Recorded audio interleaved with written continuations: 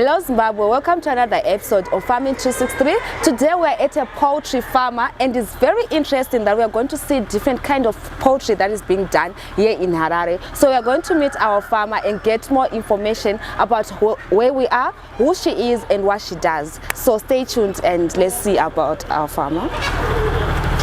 Makadima. Ndripangu makadiyo. Ndinofara. Inini zita rangu ndoitwa Daydream Gadza and I'm here with Farming 263. Saka ndoda ngoti mukwanise kungotudzawo zita renyu nekwatiri kuti vati maviewers edu akwanise kuzivawo. Okay, thank you. Ini ndinoitwa mai Mashazhu.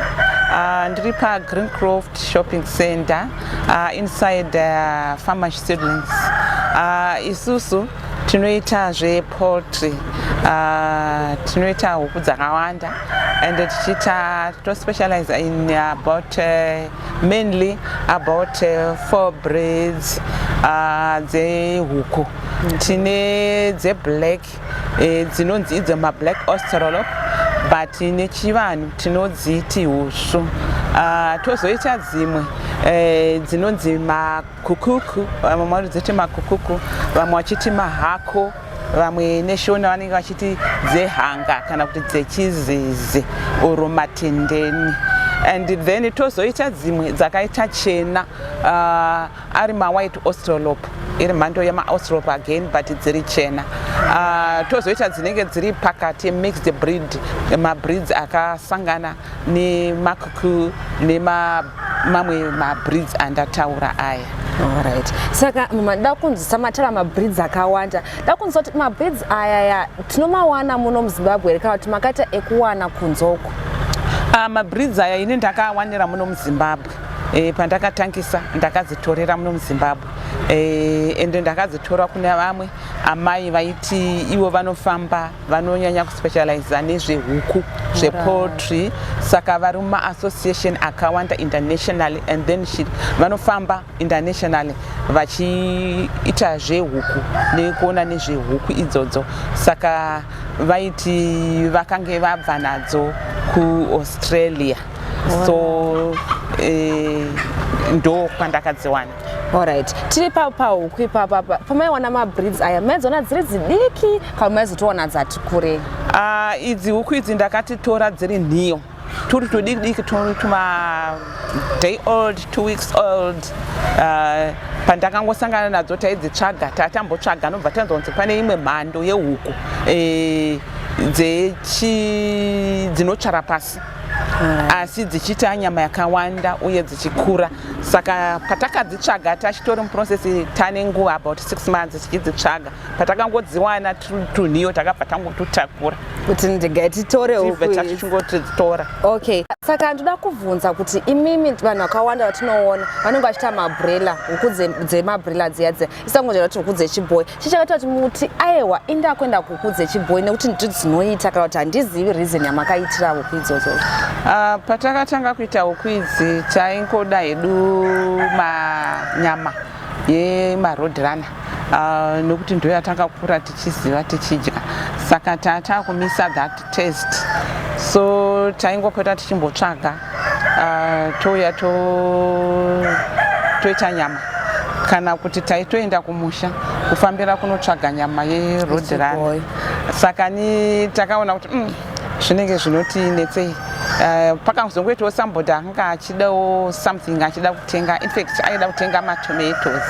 Nobva ati tomatoes andakambotenga panapa akanyatsondiitira, but ndakatengesa ndibva ndashandisa mari yacho ndikasara ndisina mari. But ndakuda kunoisa mamwe ndidyare ndigotengesa. So nobva tati no hatigone kukupa on credit basis because hatina ma-facilities achona.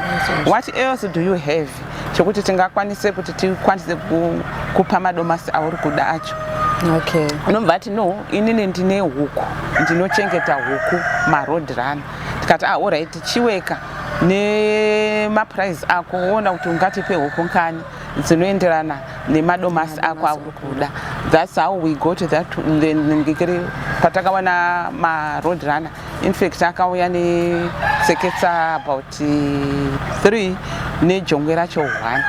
but dzichiri diki ndofunga dzichiri kuma about 4 months tuchiri diki saka nobva ati munogona kudzichengeta dzinokura kana dzazokura muzodya nyama so nobva tangoti it's okay tibva tangodzigara tachine chikweredu chachiripo nobva tangoti arega tidzise muchikwere imomo but patakaona jongwe rakura ndohuku yatakaona yakakura nobva tangoti arega tichiuraya iyi tidye nyama because ihuku yatokura nyama ndo yatachida saka patakauraya jongwe tadya tikati nyama inonaka zviri nani kuti tichengete dzimwe tseketsa idzi handiti vanoti dzinokandira dzobva dzaita vana dzowanda zviri nani tidzirege dzikandire dziite vana dziwanda saka tagara nobva taziva kuti pati hapasi kubuda vanaka pahuku dzako apa zvikanzi jongwe racho riripo here tikati takadya isu zvikanzi aiwa hazviiteka saka regai ndikutsvagirei jongwe nobva tati okay chiuya naro jongwe rachona nobva titsvagira jongwe akatipa tibva tamboregera tambodya mazai tibva tati pasina achadya mazai because tinoda kuti huku dzacho dziwande zveshuwa nobva dzaita dzikawanda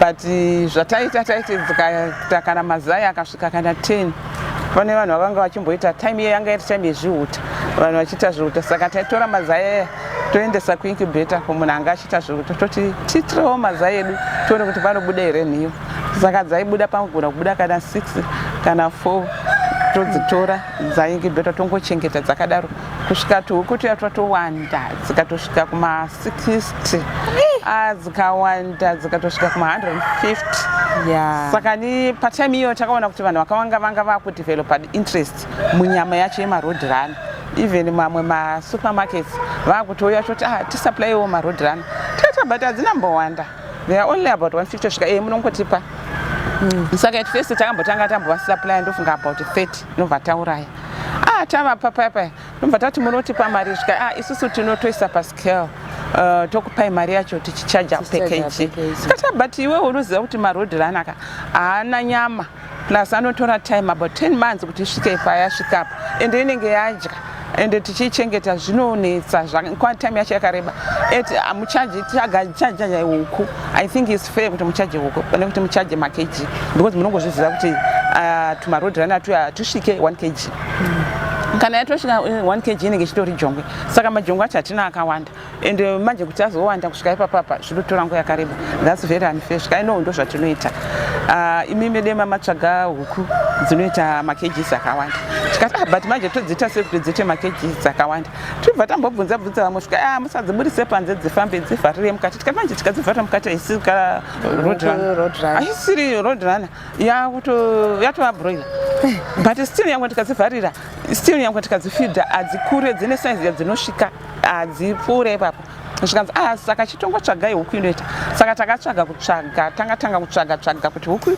ingakure ndeipi tichingotsvaga kudaro unobva tazosetla pane black australorp ndo yatakaona kunzi inokura inoita hombe and the taste is good, it's wild and futi inoita mazai akawanda inokandira tikati no iyi yakanaka kai because kana ikakandira zvoreva kuti ndinokumbidza kuti kuwanda and kana ichiita makgs akawanda tinogona kuisa pascale and vaya vanda kuisa pascale I think it will be even tinodhila zviri fair saka ndokutsvaga kutsvaga takambodzitsvaga vamwe vachiti vanadzo dzichingoadvertiswa takambodosvika kure svikanzi bhadharei mari tibhuke nobva tabhadhara kuzoona kuti huku hakuna nobva takuratidzwa kuti huku tumwe twaingofamba twakawanda tikati huku dzacho dziri kupi zvikanzi dziri kuprize tikasaka dzinouya rini chingodzi dzinouya isai booking yenyu dzinouya takamirira huku hapana huku dzakauya anobva tazongoti tiri kutsvaga tikuona vamwe vazoadvertise tibva tamhanya kwavakanga vaadvertise kwepe tikatoda uya kuzoona huku dzenyu dzamaadvertise zvikanzi no regai ndikuratidzei nobva tatanga kuratidzwa mamamothers achona tapedza kuona mamamothers zvikanzi izvo ndine machicks ari mabroda nobva taenda tikanoona machicks anga ari mabroda tikati muri kutengesa machicks enyu handiti zvikanzi totengesa tikada tiri kumada zvikanzi saka muri kuda kuzomakolekta tikati nhasi tinoda tomakolekta zvikanzi no ini ndine kwandiri kuenda ndanda kutobuda takasangana navo pagedhe vakutoda kubuda toda kuenda kufamu izvo tikati chitombomirai zvokufamu chingatimboita zvedhiri rehuku mutipe huku idzodzo shuwa nobva tatotakura huku dziya they were about 200 chibva tatotakura huku chibva tatoya nadzo tikati the next lot iri kubuda tipei futi the another lot iri kubuda motipa futi hamuchatengesera vamwe vanhu moramba muchitengesera kusvika dzatsika 1000 huku saka takatenga tikatenga dzasvika pa 400 the other time tanguti takuenda manje kunotora imwe order zvikanzi sorry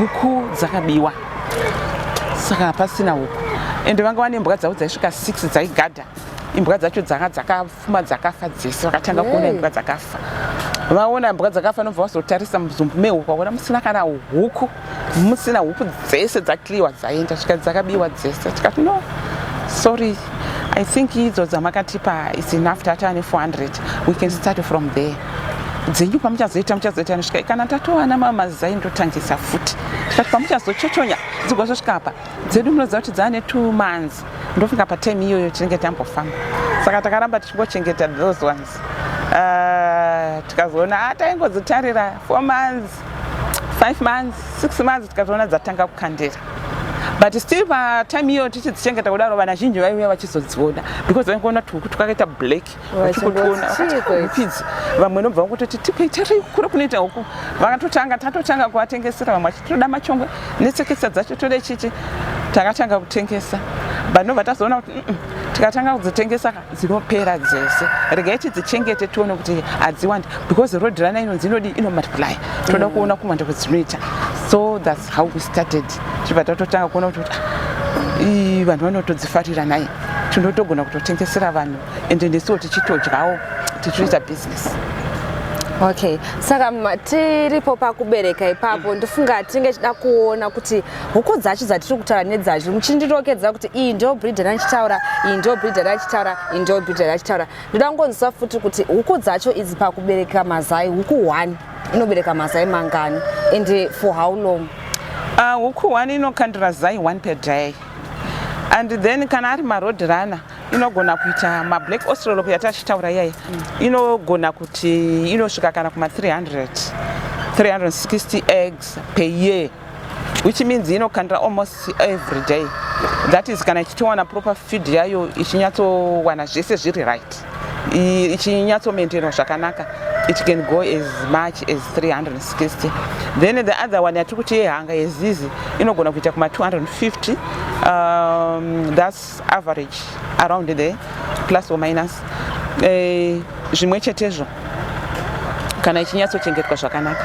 And then white australorp yatiri kuti yavachena iyi yakada kungofanana neblack australorp because takatanga tisina hedu dzakawanda, we had only 1 ipapo saka taishandisa majongwe ema-black iyoyo taiona kuti yaikandira zveshuwa tikatomboiburisa kuiseparata tikaisa panze yanga yachikoka gumbo takaona kuti still iri padistress kudaro yakachikoka gumbo yaingokandira even though yaingokandira gumbo racho rakachikoka ichingoramba ichingokanda ichingoita seaustralorp zvainoreva tikati no this ndikikiri yen is quite good ndopatakazoitora tikati no dzavapo dzakati wandei ndofika dzaa about 8.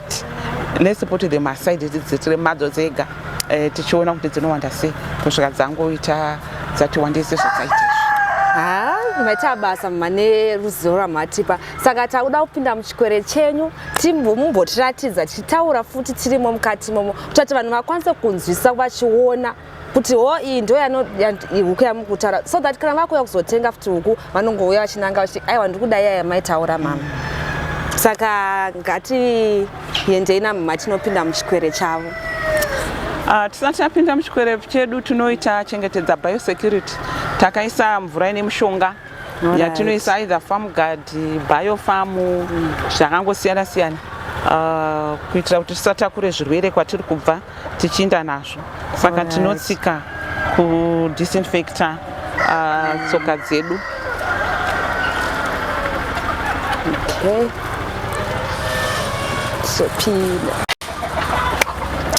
Okay, so guys, tavamo muchikwere tauda kupiwa rumwe ruzivo namama vachitifamba 1 by 1 tichiziva mabreeds avanawo nehuku dzatinadzo. Saka mama tisati taura zvese zvehuku izvi ndangoti mukwanise kutiteka through the stage yekuti munhu lese akuda kutangawo business iri chii chaanofanira kutanga kutarisira achitanga chikafu mushonga waanodzipa chii chamunhu chaanofanira kunge achitanga kutarisira. Okay, pano vanhu vanogara kumusha kazhinji vanoziva kuti kana iri roadrunner tinongoisa pamusha ende kana pari pamusha inenge ichingofamba inopedza yadhi yose yonosvika kure uko ndo zvairi inoda kufamba. But then kana tichida kuti tinyatsoona kuti huku dzedu hadzibatwe nezvirwere tinoita yavanoti biosecurity, tinogona kuisira fence zvokuti dzinogara imomo dzisasangane navanhu, nokuti vanhu ndo vanotakura zvirwere kazhinji nezvinouya zvekutakura zvirwere. Saka for biosecurity tiri kuedza kuti zvirwere zviite zvishoma, saka tinodziitira fence dzogara padzo dzega ende dzega dzine matanga adzo ega. And then pakunge dziripo tinodzipa mishonga yavanoti tofolowa inonzi inoculation program. Tofanira kunge tiine program iyoyo yokudzibaya zvatinongoita isusu kana tichibayiwa majekiseni ekudzivirira fanike vana gurikiti zvinoitwa kuvanhu zviya zviya nana covid and whatever. Saka ni tinopa IBD pekutanga kana tuchiri tunhiyo tine 10 days, toidzokorora zvakare dzaane 17 days, tozopa Newcastle. Ndo zvirwere zvizhinji zviri kunyanya kunetsa mukati mehuku dzedu izvozvo, nokuti zvikabata dzadaro tinogona kurasikirwa nehuku dzese ende kudzichengeta zvinenge zvakatotiomera. And then kana tazodziisa kazhinji huku dzedu tinoda kuwanzoti dzakasiyana. Kana tiita zvemabreed acho tinomagarisa akasiyana, nokuti in case maitiro neperformance yeimwe neimwe yakasiyana, especially pakunokandira apa, nokuti tinoda mazai acho ndo anotipa huku dzakawanda, nokuti pane pachiuya nhii. Saka zvatinoita manjika patinenge tinodzisa dzega, imwe ine makandiro, pamwe inokandira zvishoma, imwe inokandira zvakawanda. Saka dzikazosangana hauzonyatsowana zvakakwanirana nekukandira kwadzinoita. Zvateruka ndezvokuti production yedu hatigoni kuzokwanisa kuifolowa kuti dziri kuprodusa zvakanaka ndedzidzi, dzisiri kuprodusa ndedzidzi. But kana dzakasiyana unonyatsoona kuti panapa ndofunga pane zvimwe zvandisina, unokurumidza kuona kuti pane zvimwe zvashata. And like imwe inenge ichimboita maitiro ayo kusakandira yombojamba. Saka kuti uzoona kuti zviri kubuda zvakanaka zvinotinetsera. Rudzi rwakaita ruchena urwu takarwisa rwega, ndo yatachiti white australorp iyoyi. Yakangoda ngofanana neimwe yachona but iyo ichena ndiyo white australorp. Saka kana chisa chikafu chedu kazhinji huku dzinodya 120 grams per day dzinokandira kana dzahombe. Saka tinongomezhawo 120 netoenderana nenhamba. Saka chikafu chamunodzipa mama, ndikuona ichi chikafu ichi munochitenga mushop kana kuti chikafu chamunogadzira mega? Ezvino taakugadzira tega chikafu, nokuti tinoona kuti tizotenga zvinogona kuti remei. But kana muchikwanisa kunge muchiwana chibage, mhunga, mapfunde, munogona kungosanganisa masunflower nesoya beans mogadzira chikafu, nokuti chinofanira kubalansa protein protein yacho nemacarbohydrates, energy. Saka tinongozvibalansisa protein nenhiki. Saka pakunwa mvura apa dzozvifambisa sei huku? Pakunwa mvura takamboisa iye nhingi nipple system, tida kuona kuti dzinoita here, dzinoigamuchira here, sezvo ari maroadrunner. But tinoona kuti dzinotochonya dzichiona kuti mvura inobuda panipple system, dzinozvigamuchira. Tinozoita mabell drinkers. Saka aya chinongomira nokubalansa kwamwe paita pakaita mvura iri musaidi chotobalansa chomira. Saka mvura yacho inenge ichiuya, which means dzinowana mvura yakachena every time. Kana yapera inenge ichingodrika ichingouya iri mvura yakachena. Saka mvura yenyu iri kubva kupi? Mvura yedu takaisa matengi. Tine tengi 1 inch ndo ratinowanzoisira mushonga kana taakuadhimisa mushonga, kuitira kuti mushonga wasagarise, dzinongonwawo zvichienderana naizvozvo. Tozoita rimwe tengi hombe ndo rinogara mvura yekuti in case tikaita dambudziko rokuti mvura haisi kupamba, at least mutengi rinogona kupedza kana 2-3 days mvura irimo, huku dzichiwana mvura. Saka mune huku ngani munomu? Munomu tine huku dzinosvika about 500. Yey! Dzinosvika 500 huku. dzichigara mukati imomo. Saka mazai aya munenge muchimatasa every hour kana kuti mune nguva yemunoti tine time yekunhonga, tinogona kunhonga about 3-4 times per day. Saka tine time dzokumapika, izvezvi atombopikwa makuseni about twice. Then munomu ndo mudanga munogara idzodzi huku idzi. Saka patakatanga kuisa zhinji dzacho dzasati dzakukandira, dzimwe dzacho dzakutotanga kutokandira. So ndo madzinogara manesi maanokandirira, tichazongoda kuwedzera nokuti dzakukandira dzacho dzati one day. And then dzinorara apa. Huku maroadrunner harare pasi anoda kupecha, saka anorara takamaitira zvokurarira, so that takazviita this way kuti dzikwanise kunge dzakagarana akaslanda like maladder, so that imwe inenge iri pasi imwe pamusoro. Saka nyangwe dzichikaita madororo matosi haadonheri pane imwe, anenge achingodonhera pasi. Then mama, tiri muno muchikwera ndikuona kuti mune malights. Sadanzisa kuti ane time yamunodzisira malights kana munodzisa malights manheru sezvinoita mabrela kana kuti dzakatosiyana. Malights normally tinenge chiti time washandisa semabrooder. And then pane dzimwe nguva dzatinenge tichidzibvisa kumabbrooder toye tuchiri tuduku. Saka kuti turare musina light tinenge tichitya zvinhu zvakafanana nemakatsi nemakonzo. Saka paanopinda paya at least dzinoona, hadzigoni kuzodyiwa dzakarara kana kuti dzinenge dzichiona kuti ichi chiri kufamba, because huku natural dzinoruma dzinochonya. Saka dzigoona kana kuti igonzo kana ikatsi dzinogona kuzvidifenda. Alright. Maita takata kuenda kune chimwe chikwere katinoona chikwere.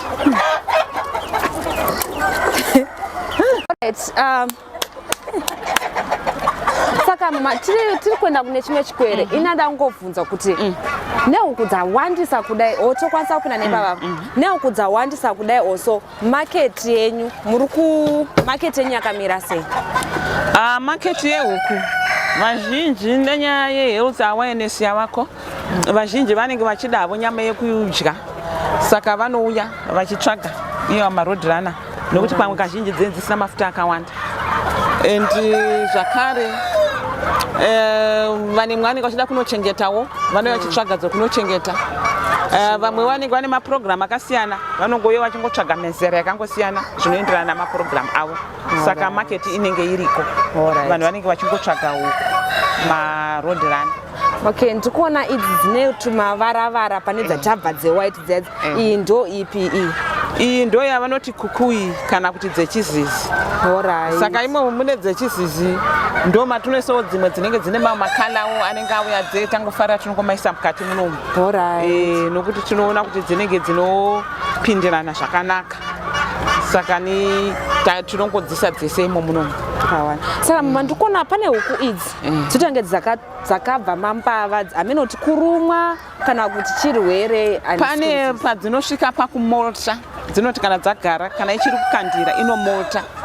Especially kana takusvika muhot season, dzine system yekuzvikula nadzo, dzine natural system yekuzvikula, dzinotanga kubvisa mambava kana dzichitsva paya. And dzosara dzisina.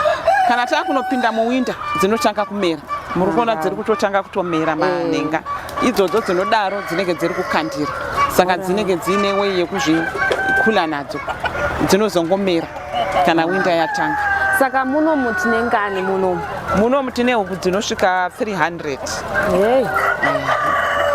Dzakawanda. Saka munomu dzinopindawo munomu dzorara. Izvozvo zvimwe chete, pane pekurara, kozoita pekukandirira. Manesi edu aya madzinokandira, sezvamuri kuona dziri kutoitawo mazai. Ndakatowanda. Saka apa idzo ndo dzakurara dzichitotsonya dzega? Hatidzibvumidze kuti dzirare dzitotsonye, tinotomabvisa. Nokuti tikada kuti dzitotsonyeka, hanti muri kuona makandiro adziri kuita, izvezvi dzimwe dzotanga futi kupinda dzichikandira. Saka dziya hamuzozive kuti mazai acho ane mazuva mangani nemawandira adzo. Saka nepakuzonochochonya panonetsa. Ikada kurarira ipapo pakati pekurarira painobuda kunodya chikafu imwe inopinda zvakare ichirarira saka zvozonetsa kumaneja even tunhiyo twacho tukada kubuda tunogona kubuda matime akasiyana in hours in days saka kuzozvimaneja hazviite kuti mudzisanganise dzakasiyana muzera nokuti dzimwe dzinenge dzati kurei dzimwe dzisina kukura saka ipapo dzinogona kutransferana zvirwere tumwe tunenge tuchiri tudiki dzimwewo dzaahombe saka zvizonyatsobuda zvakanaka saka apa pamukunodzi incubate mune kwamunodziendesa mazai enyu kuti alright paday tikuendesa mazai kana 500 akunotsotsoiwa tine imwe commercial yechari kwatinoendesa mazai kana awanda kudaiwo anonetsa kuhendla kuti muhendle mega saka tinoendesa saka pamuri kuendesa lese maendesa mazai 500 munokwanisa kubudisa mangani pamazai ai like malosses normally tinowanzoita yechireti yedu inenge iri kuma from 80 to 90 from 80% to 90%. So 80 to 90% zvakuenderana neratio yacho yemachongwe kuti makaisa machongwe enyu akawanda sei. Huku dze-black idzi ndo nhema manje dze-black dzakachitaura kuti dzinogona kunzi ma-black australop saka ari mukati mezvikwere icho nechichichi dzakawanda kuwanda kwacho kunoratidza kuti ndaidzo dzinodi dzinokandira. Yes. Saka apa mune ngano munomu tine about 1000. 1000 huku hey yeah mubata basa hombe mune about 1000. Ansana mbona huku dze-black dzakawanda kudai.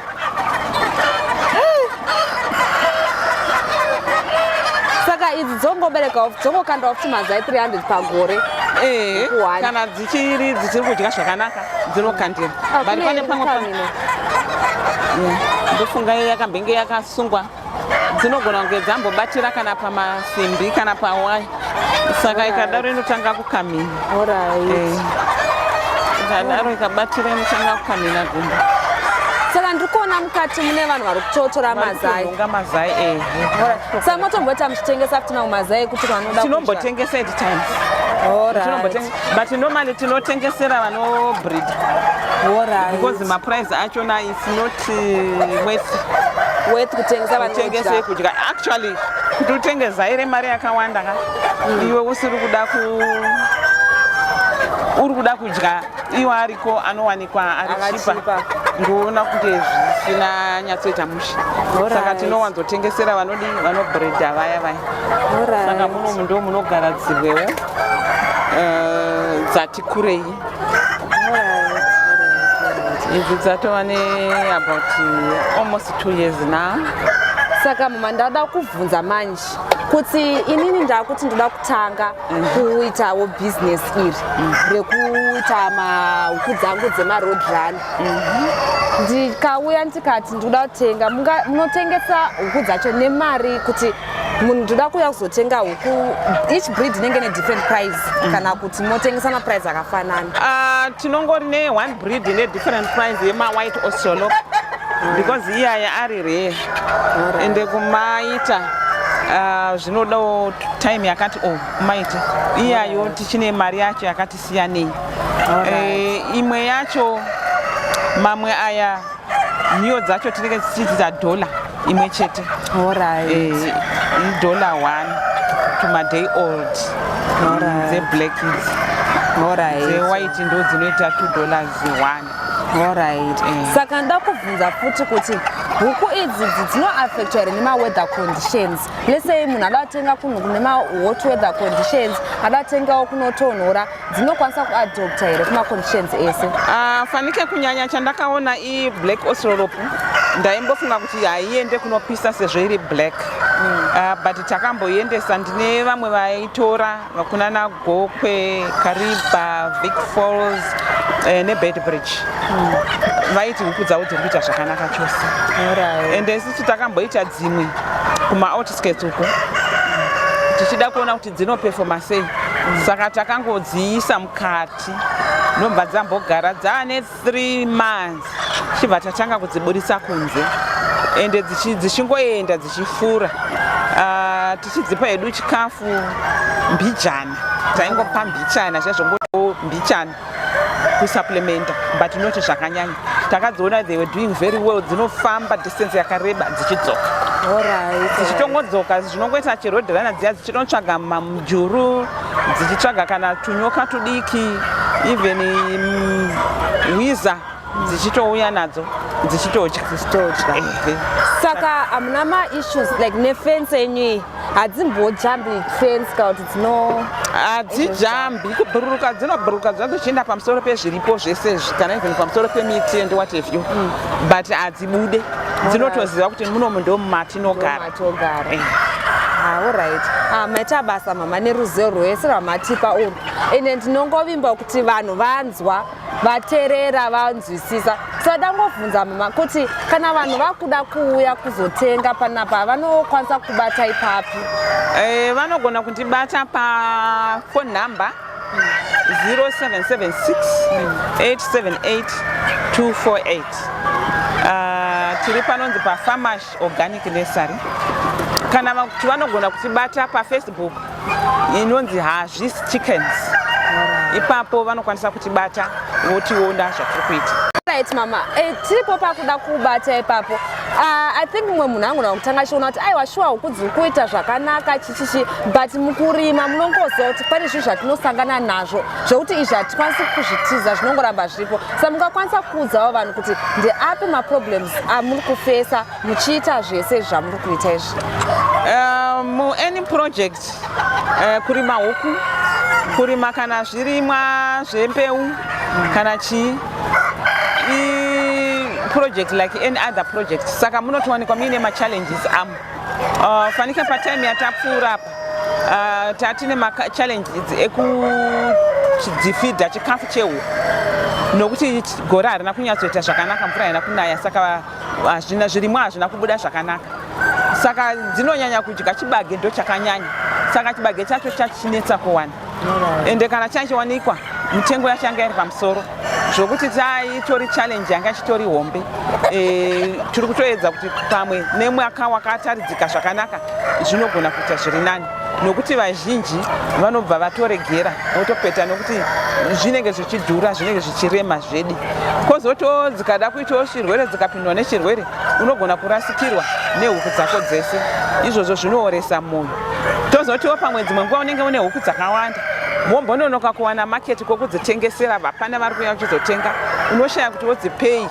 unodzifidha nei iyoyo ichallenge zvakare and then tozoona kuti dzimwe nguva pamwe maspesi achona dzinenge dzati wandei dzinoda spesi yakakura unenge usina spesi yakati kurei saka iyoyo inenge ichitoriwo challenge nokuti unenge wakushaya kuti huku ndodzisa kupi unopedzera wasilota kana kuti watoti regai ndimbozvirega nokuti zvine machallenge azvo akawanda.